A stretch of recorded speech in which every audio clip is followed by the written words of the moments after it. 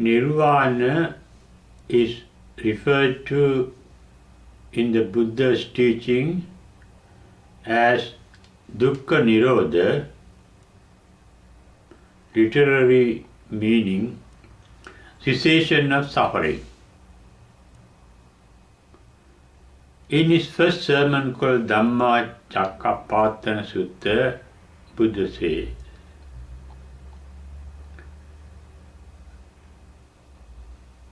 suffering means the thinking process. His words are Sankitteña panca upadana khandāpi dukkha. Thinking is the content of the mind. Thinking is made of mental images and feelings. Mental images are thoughts. Thoughts are produced by opening up the content of the brain cells. Therefore, the main content of our mind is in our brain. And at the same time, our thoughts are always connected with feelings, pleasant, unpleasant or neutral feelings. Sukha vedana, dukkha vedana, adukkha asukha vedana, neutral feelings. Sukha vedana means pleasant feeling. Dukkha vedana means unpleasant feelings. All our thoughts, as we are unenlightened, are associated with feelings, either pleasant, unpleasant or neutral. According to Buddha's analysis or definition or realization, all feelings ultimately leads to suffering. All thoughts ultimately lead to suffering. Even pleasant feeling. In the Dhammapada Sukhavagga, Buddha says, Piyato jayati soko. Even pleasantness leads to suffering. Because when things are pleasant, pleasantness is not in the object of our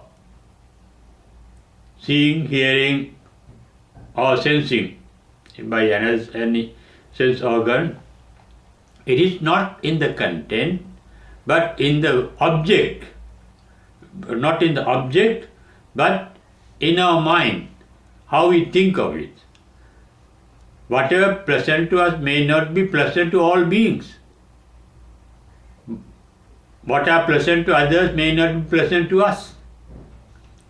Because pleasantness depends on our taste. Taste is a tendency in a particular mind. Therefore, there is a tendency in our mind, whatever that is pleasant is subject to degeneration. Our attachment to it as something pleasant may degenerate, or the pleasant nature of the thing or being may degenerate. Because everything in this universe is born to decay and die. Therefore, our pleasantness that we enjoy temporarily cannot be permanent, because everything in this universe is dynamic, creative, active. Active means the formation gets changed. There will be reformation. There will be a transition of formations, change of content. The energy is the creativity, and the change of that creativity is called the transformation of energy in science, and things are getting changed, and nothing can retain a permanent identity. And these three aspects of the nature of the universe and every item is referred to as tilakkana by the Buddha. They are anicchata, anatta, dukkata and anattata. Anicchata means dynamism. Everything is active, creative and active, in action, in motion, in a flux.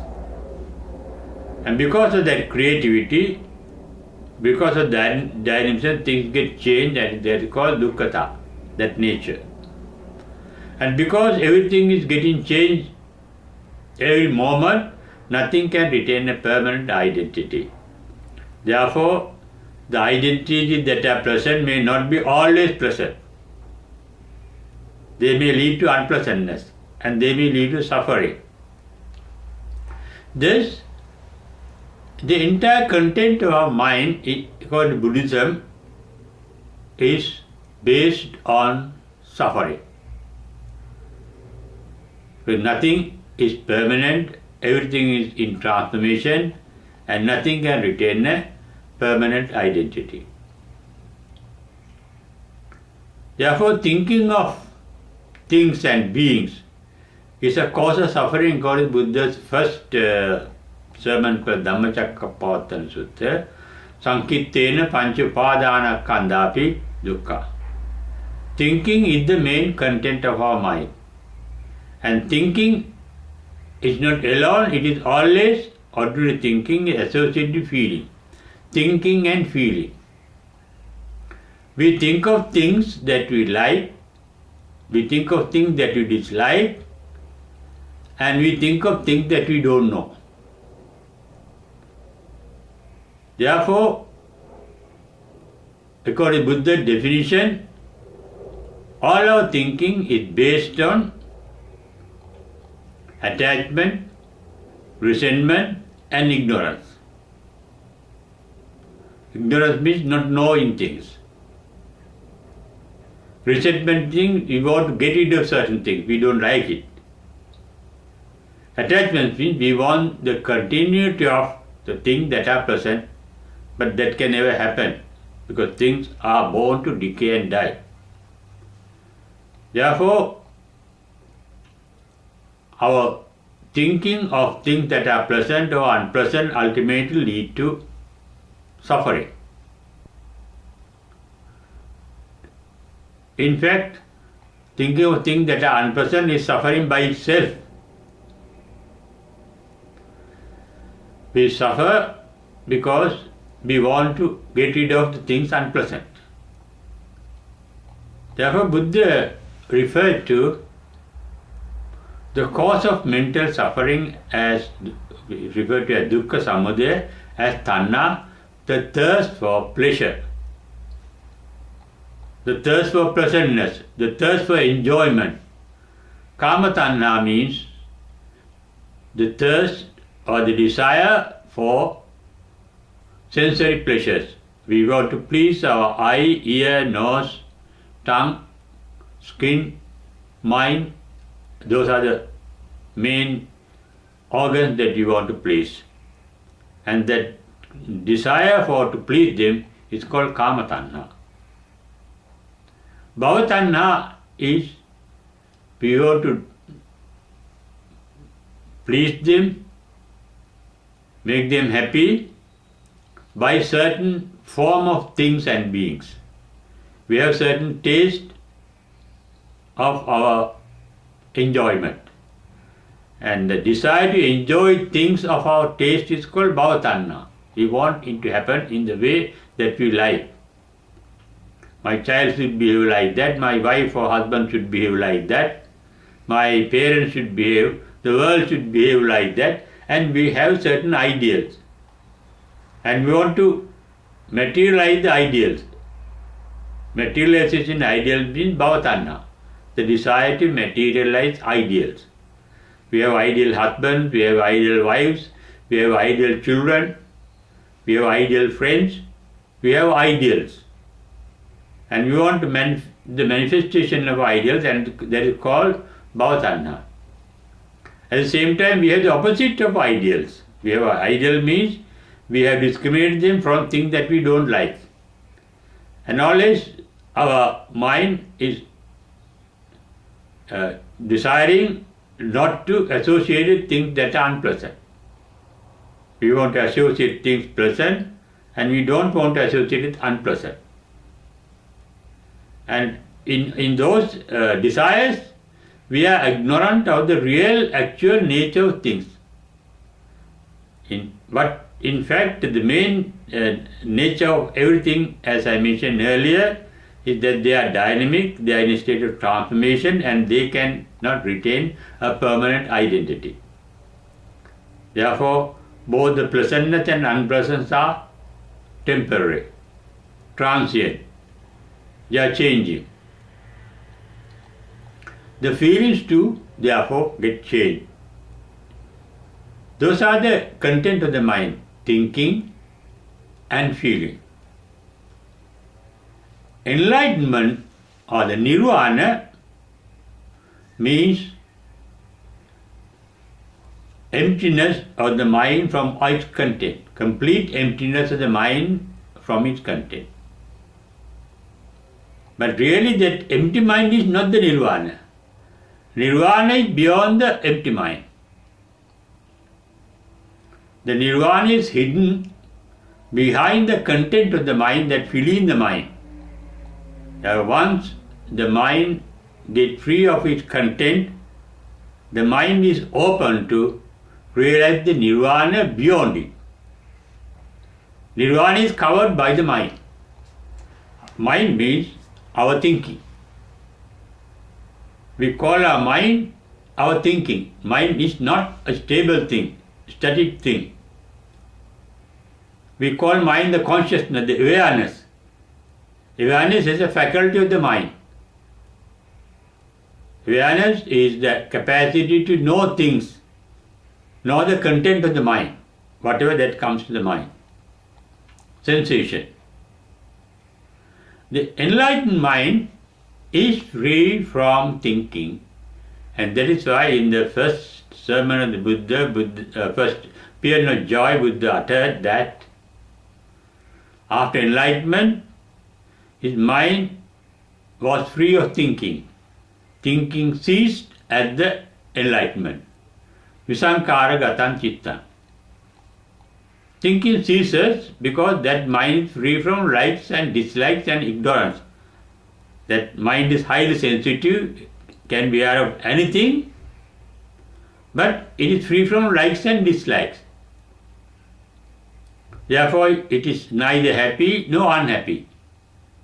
Adukkama asukha.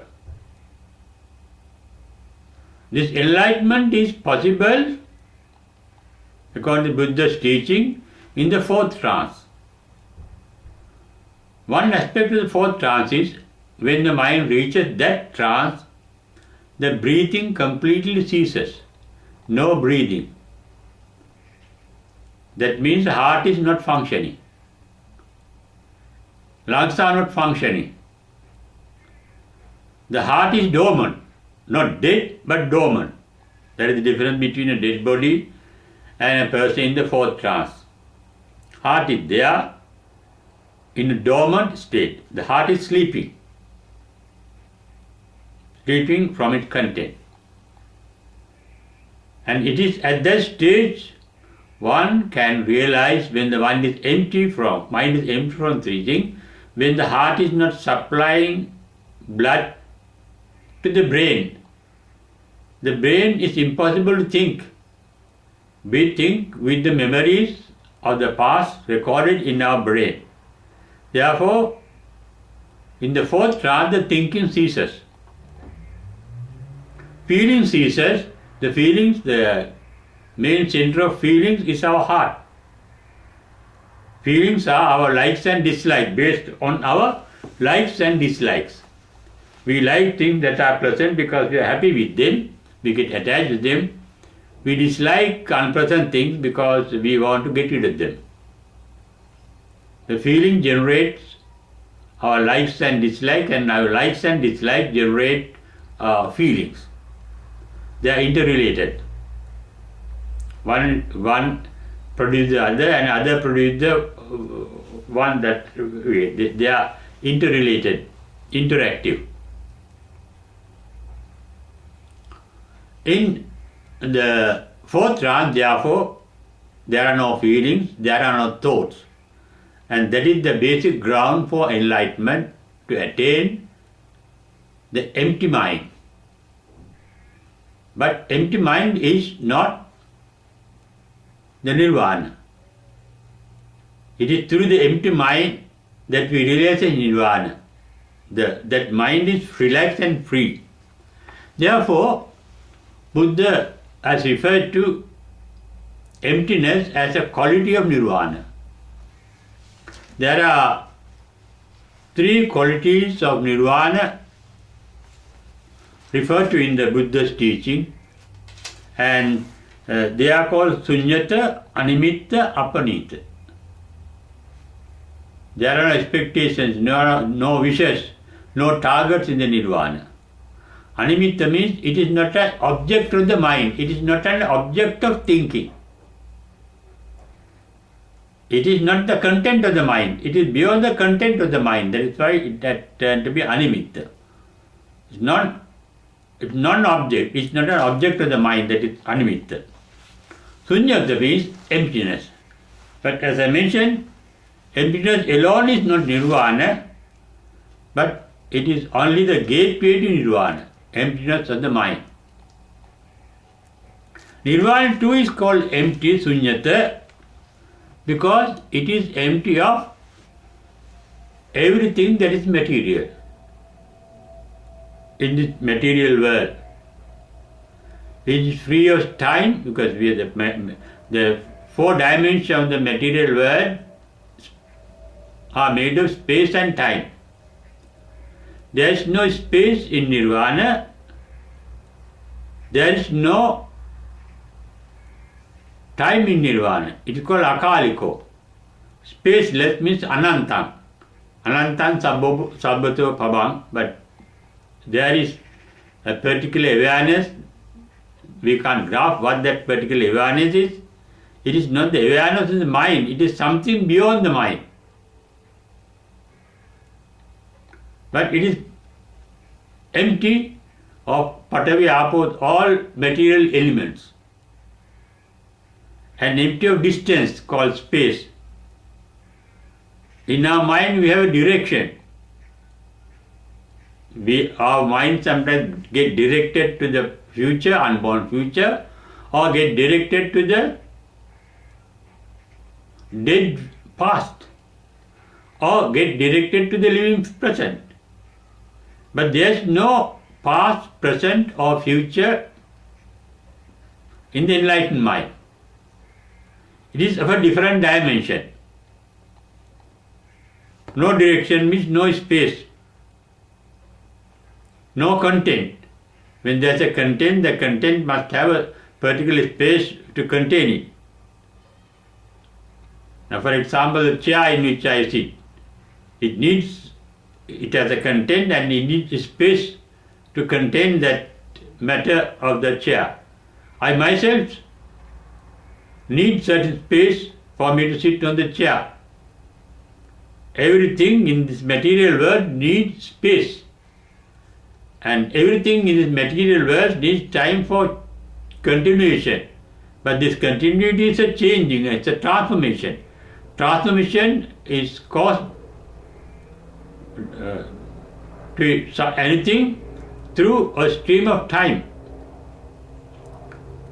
Nirvana is said to be free from akaliko, time, and anantam, free from space, and free from the four material elements, patavi, apo, tejo, vayo, often referred to. There are nothing solid, there is nothing liquid, there is no gas, there is no heat. Nothing material is there in the Nirvana. Therefore, the Nirvana is beyond matter. That is what is meant by the suññatta of the Nirvana. In the Suññatta Loka Sutta, Buddha says, in fact, it is not a Nirvana. Even the material world is empty. And that is what is said by the Advaitavada, non-duality theory of Hinduism. Advaitavada, brought about by the great Indian sage, Hindu sage called Sankaracharya, who lived from 1788 to 1820 AD. And he developed the concept in the Veda that everything is in this world is Maya, empty, no content, it's mirage. Only reality is Brahman, the ultimate state of the Brahma mind is the ultimate reality. Similarly, Buddha refers ultimate reality, what is actual reality is Nirvana. Satya. It is the Parama Satya, ultimate truth. Ultimate truth is emptiness.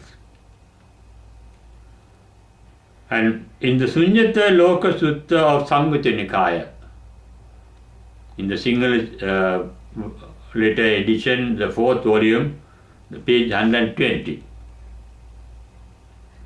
And it is free of Atman, it's free of soul. Ananda suññam attena attanena. There is nothing that we can call I myself or mine in this entire universe. Nothing belongs to me, even this very body, attaya attano nato, in this very life, in this very body is not my content. They don't belong to me. Everything we have to leave and go. We take nothing from this particular world. Therefore, this world in which we live is a mirage, as Maya said in the Advaita Vedanta theory of Sankaracharya. And he said, I is empty. Because the eye can see, but whatever seen is empty, it are born to decay and die instantly. And there is no Atman, no soul in the eye or the content of the eye, the object of the eye. No soul in the ear or what is heard by the ear. No soul in the tongue or what is tasted by the tongue. No soul in the nose or what is smelled by the nose. And no soul in anything that we touch. They are only mirages. And no soul even in our mind, in the content.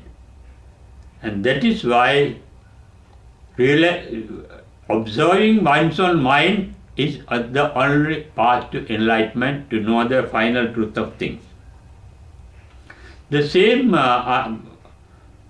words in the Suññatta Loka Sutta of the Samyutta Nikaya are reproduced in the Suññatta Katha of the Patisambhida Magga Prakarana. In the Chulla Suññatta Sutra of Majjhima Nikaya, 3rd volume in the Sinhalese Majjhima Nikaya, on page 264, he refers to Suññatta viharena ananda itarai bahulang viharamiti. Buddha says, Ananda, I too live meditating on the emptiness, being aware of emptiness. But that Suññatta vihara is not Nirvana, but empty the mind and rest in the mind. When the mind is free from thoughts and feelings, mind is at rest and it can regenerate its energy by resting, not making use of its own energy. The energy grows up and it gets rejuvenated. And for that purpose, Buddha says, I often, even now, even after enlightenment, I live in the meditation called emptiness. Bahulang viharami, very often he says. And he explained that without grava sanya, aranya sanya, no content, without any content, without thinking of anything, without thinking of even forms and formless state of mind in meditation. Amanasikaritva means as an nimittang amanasikara, without thinking of any object of mind. I live in emptiness. And he said, Animittan cheto samadhim paticca manasikaroti ekatta. I become one with the emptiness. I am no more, I am also empty. That is what Buddha said in Dhammapada Sutta, Attahi attano nato.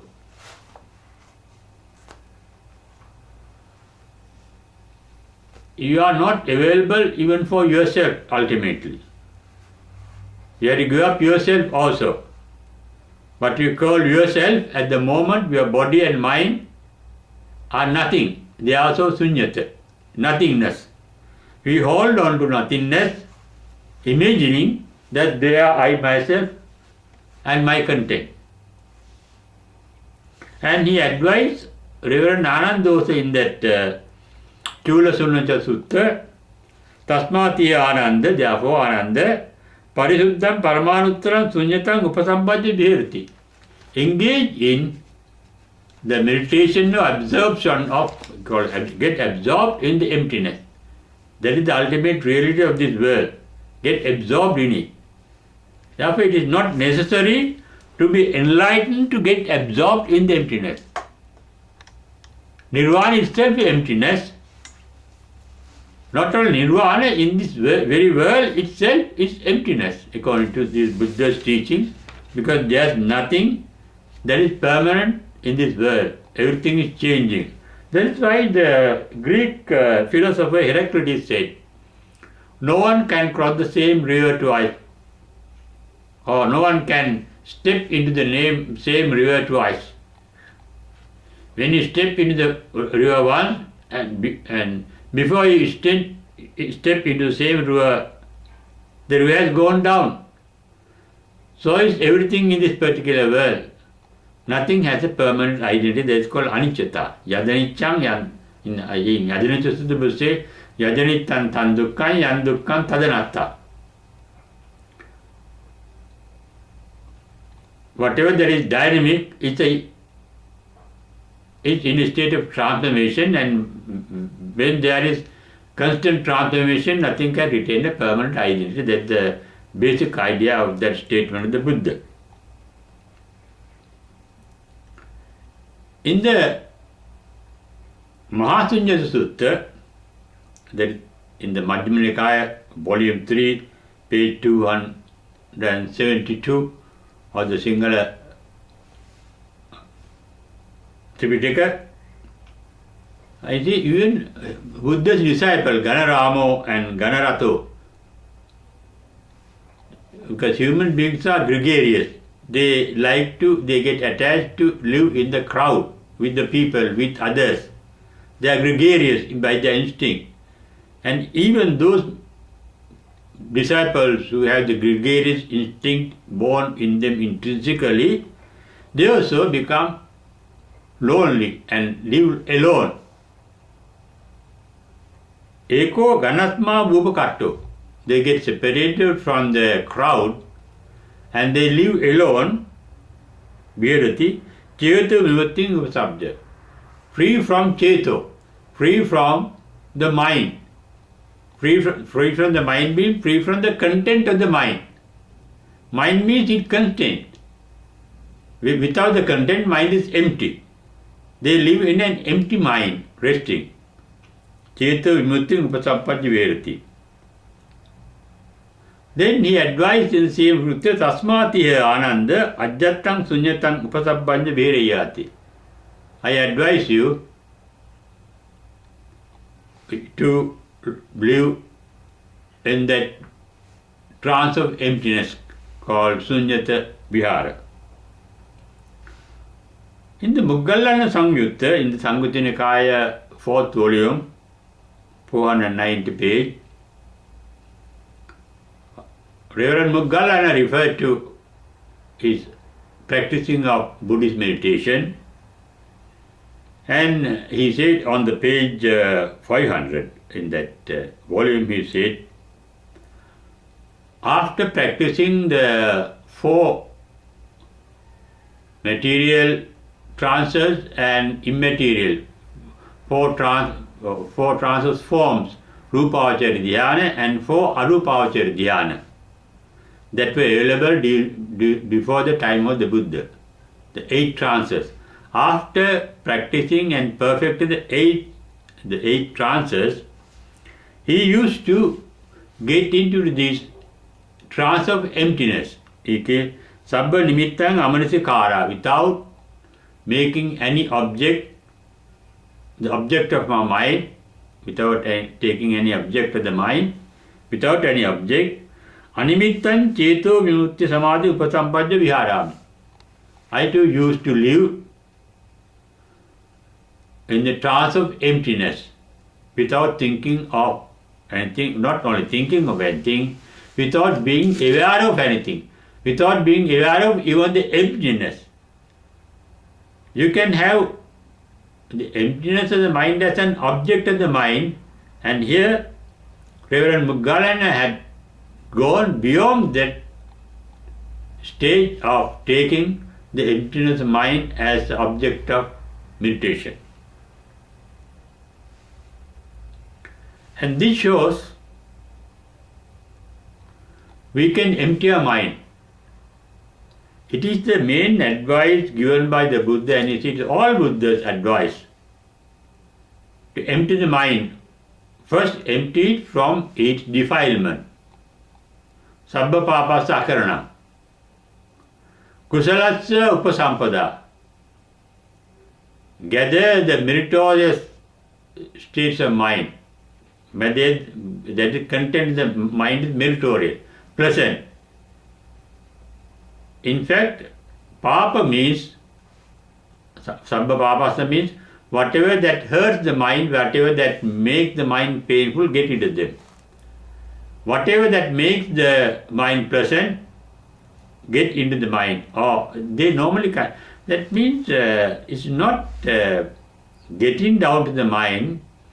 Removing the unpleasantness lead to the appearance of the pleasantness.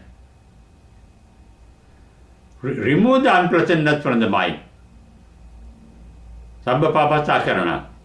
Kusalasa upasampada, then the mind will automatically turn to be pleasant. And after that, sachitta pariyodapanam, make the mind pariyodata, cleanse the mind. Cleaning the mind means cleaning the mind from its content. Our mind, in fact, is filled with defilements. Whether a thought is good a thought, wholesome thought, or an unwholesome thought, it is a mental defilement. All our thoughts are mental defilements. But major mental defilements are called negative thought. Both negative and positive thoughts are mental defilement, because thought prevent the appearance of the supreme bliss of Nirvana. Sachitta pariyodapanam etam buddhan sasana. Though we may not be enlightened, we can take a rest by emptying the mind from its content. That is, by taking things as they are. Yata bhuta jnana darsana. The mind is aware. The mind can take things as they are and expecting nothing more. That means yata labha santuti, being content with what is there at the moment, and no harm in enjoying it. When you are not thinking of anything further happiness, further pleasure, further enjoyment, the mind is free from desires, free from attachment, free from resentment, and also free from unawareness, ignorance. Be aware, but be content with what you have at the moment. Be in a delightful state of mind. When the mind is free from pain itself, it itself is a delight. But delight is a content of the mind. The real bliss, the bliss of Nirvana, is beyond the delight of the mind. That is called upekka sati parisuddhi. There is the awareness, but be content with whatever that one become, neither happy nor unhappy. Adukkam asukam. Upekka sati parisuddhi Sachutta dana upasampajyari. It is at this fourth trance described as this that one can get enlightened. But with an empty mind, even without the idea of even getting enlightened. That is being content with things as they are. And in such a state the mind is empty, and that is a normal bliss for you to rejuvenate it both physically and mentally. If you can empty the mind and take a rest, at least for a short while in your day-to-day normal life. And ultimately, that capacity to empty the mind will lead to the final bliss of Nirvana, the complete emptiness of the mental content, emptiness of the mind. It is called suññatta, Nirvana is called. But not taking that emptiness as an object of the mind. When the complete emptiness is the capacity not to take even that emptiness to be an object of the mind. The mind is beyond that, and in that mind there is awareness, there is sati, there is that knowing nature, and there is a supreme bliss that can be described by words. That is the bliss of an empty mind. Bliss of an empty mind means the bliss of Nirvana. And that means that emptiness is in you and it is covered by your own thoughts and feelings. Therefore, Nirvana is not making use of our thoughts and feelings, or the capacity to think and capacity to feel. Without thinking, without feeling, but just being aware, you can remain even before getting enlightenment, and that will ultimately lead to your final enlightenment and the final bliss of life and the final bliss beyond life, beyond rebirth.